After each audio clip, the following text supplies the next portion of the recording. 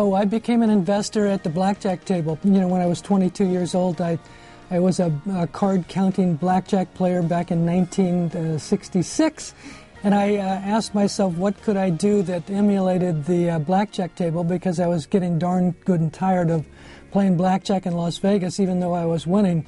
And so I naturally thought that maybe it was the investment markets, the stock market, the bond market, and into that I gravitated 3 or 4 years later after a graduate degree at UCLA.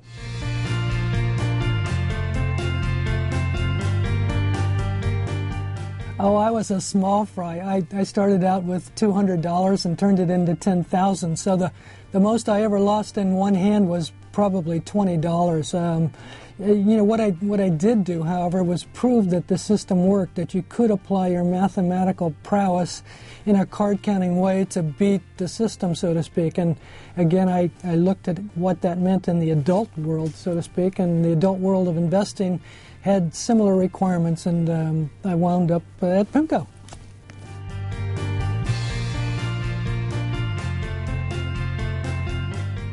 Definitely bonds.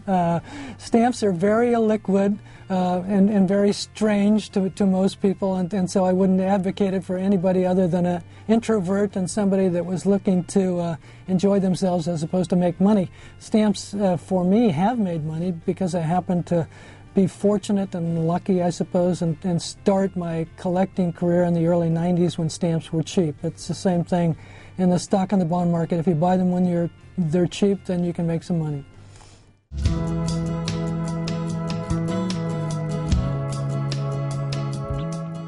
It frees up my mind. You know, it's much like running, which I used to do for a long time as well. It provides, I think, some type of chemical endorphin that relaxes the brain cells, so to speak, and frees up free thought thinking.